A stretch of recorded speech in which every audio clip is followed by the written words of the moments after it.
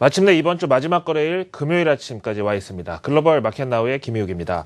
이번 주 미국 증시의 여러 변동성과 우리 메르스 여파로 인한 증시의 어떤 투시 악화까지 겪으면서 오늘 왔는데요. 어제 한국은행 금통위의 기준금리 인하는 그야말로 서프라이즈 수준이었다라고 볼 수 있는데, 사실 이 서프라이즈의 배경에는 금리를 내리지 않고서는 못 빼길 어떤 이 불안감이 들어있지 않았냐는 점에서는 조금 우려가 되고요. 또 우리나라 지금 사상 최저금리죠. 1.5%의 이 기준금리는 솔직히 약보다 독이 더 클 수도 있는 이 중기 관점에서의 부작용을 생각한다고 하면은 해외 시각들은 가계부채 문제라든가 아니면은 올해 연준의 기준금리 인상 가능성에 있어서 과연 이런 이 달러 표시 자산의 상승을 우리나라는 얼마나 잘 대응할 수 있는지에 대해서 약간 의문점도 제기가 되고 있는 상황입니다.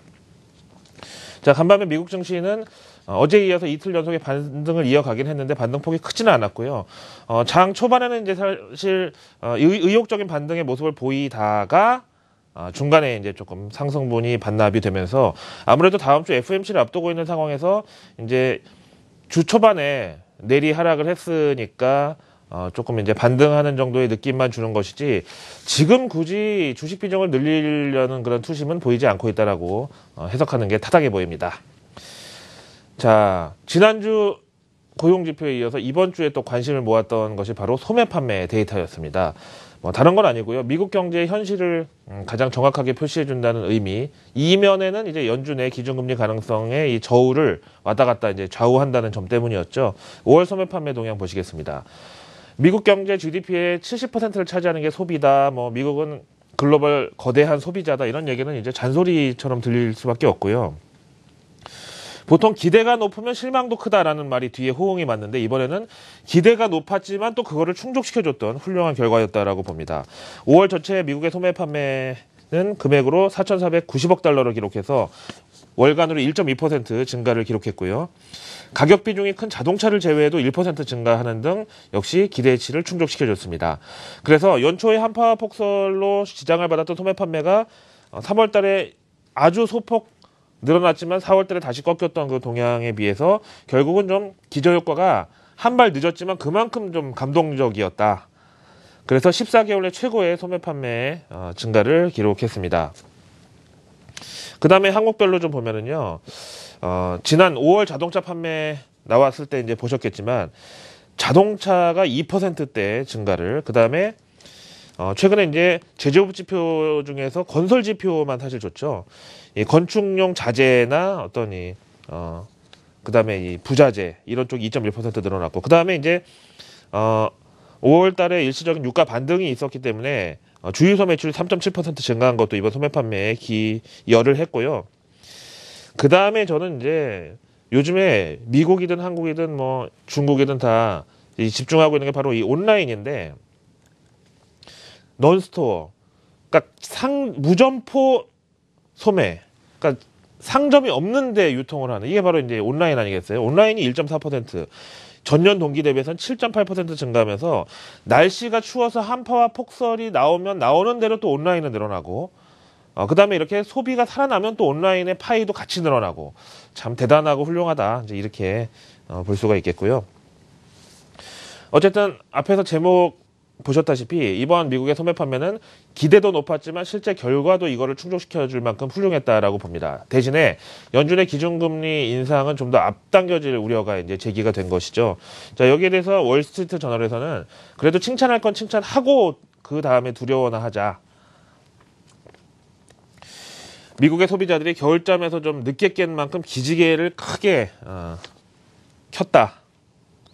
이렇게 얘기하고 있고요. 이제 앞에서 보셨다시피 이제 자동차가 물론 이제 가격 비중이 좀 크기 때문에 이거하고 이제 주유소 매출이 어느 정도 기여를 하긴 했지만 세부 항목들도 나쁘지는 않았었다는 거고요. 1호서 봤을 때 비록 이제 시차는 있지만 1분기 GDP가 이제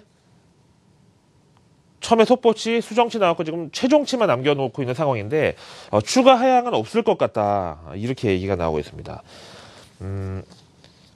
그 다음에 1분기 GDP가 이제 이 마이너스로 수정됐었는데 처음에 속보치 나왔을 때는 0.2% 플러스였거든요. 각 예측기관이 있었습니다. 우리나라에서도 미국의 GDP를 뭐 예측을 했었고, 그다음에 미국의 월가 하우스들도 그랬는데, 어쨌든 미국의 이 수정치 말고 이제 속보치 나왔을 때 가장 근사치로 맞췄던 것이 바로 아틀란타 연은의 GDP 시뮬레이션이었거든요. 지금 현재 아틀란타 연은 이 시뮬레이션에서 바라보는 2분기 미국 GDP는 오늘 소매 판매를 보고서 상당히 좀 뛰어 올랐습니다. 그래서 2분기 GDP 성장률 1.5에서 1.9%로 이 소매 판매 지표 하나만으로 0.4%포인트를 업그레이드 시켜놓고 있는 오늘 결과를 봤습니다. 여기다가 연준에서 신경 쓰는 금리 인상의 바로미터 중에 또 하나죠. 실업률에 관계된 주간 실업수당 청구 동향이 오늘 목요일날 나왔는데요. 잘 아시다시피 미국의 고용지표는 매월 첫째, 둘째 주 이 초반에 집계를 해가지고 셋째, 넷째 주에는 그냥 통계 분석하고 들고 있다가 그 다음 달 첫째 금요일에 릴리즈하는데, 그런 차원에서 첫째, 둘째 주 결과는 상당히 중요하죠. 고용지표 집계 기간에 들어가니까요. 결과 보겠습니다. 6월 첫째 주 결과, 그러니까 7월 첫째 금요일에 발표될 6월 고용지표에 들어가는 집계 기간 결과였는데요. 전주에 워낙 크게 이제 줄었고, 그 전주에는 15년의 최저까지 갔었기 때문에 약간의 피로감에 따른 반등을 예상하긴 했는데, 그럼에도 불구하고 27만 9천 건이라는 상당히 양호한 결과가 나왔고, 예상보다는 약간 좀 많았습니다. 그 다음에 이제 이 추세를 보면은요, 지금 벌써 14주 연속에 30만 건 미만의 지금 이 기준을 드러내고 있거든요. 그래서, 이제 비농업 고용이 20만 건이 어떤 심리적인 기준이라고 그러면은 이 실업수당은 30만 건이 심리적 기준인데 14주 연속 30만 건 하회 지속의 의미를 두자고 하는 거고요.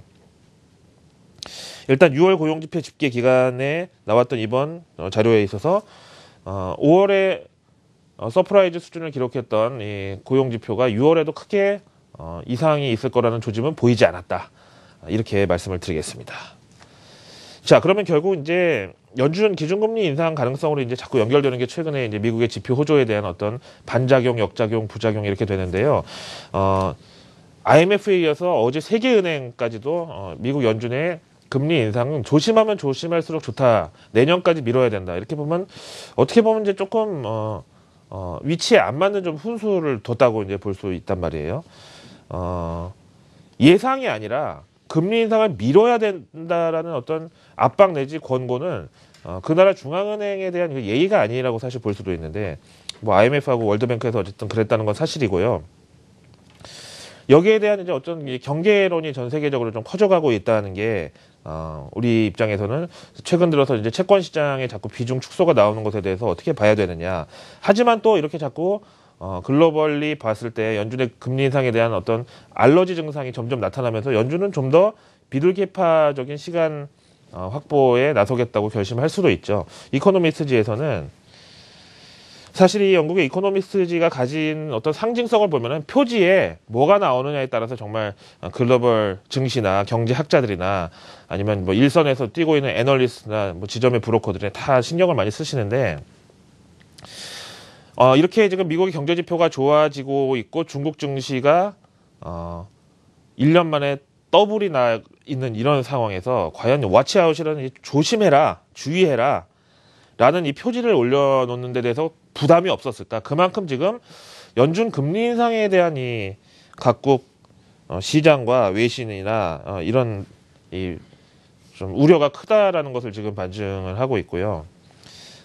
연준 금리 인상에 대한 이런 이 반응들을 워치아웃이라고 이제 모아놨고, 결국 지금 이제 글로벌 경제가 뭐 한국, 중국은 물론이고 유럽과 뭐 미국, 본국은 마찬가지고 주요 선진국들, 이머징 다 전체적으로 봤을 때 과연 지금 이 시점에서 금리하고 달러 가치가 올라가는 것에 대해서 글로벌 경제의 체력이 감내할 수 있을 것이냐에 대해서는 좀 의문이다라고 지금 근거를 달고 있습니다.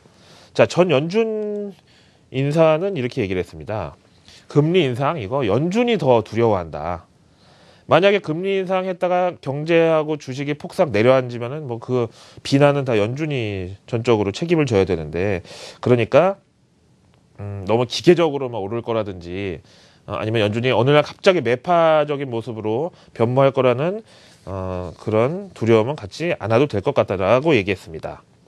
자, 앞에서 보신 소매 판매 호조, 오늘 연준의 기준금리 인상 조기화 가능성의 어떤 이제 경종을 울려줬다고 보는데, 오늘 일단 채권에는 수요가 몰리면서 그러면서 금리가 4.29% 떨어졌고요.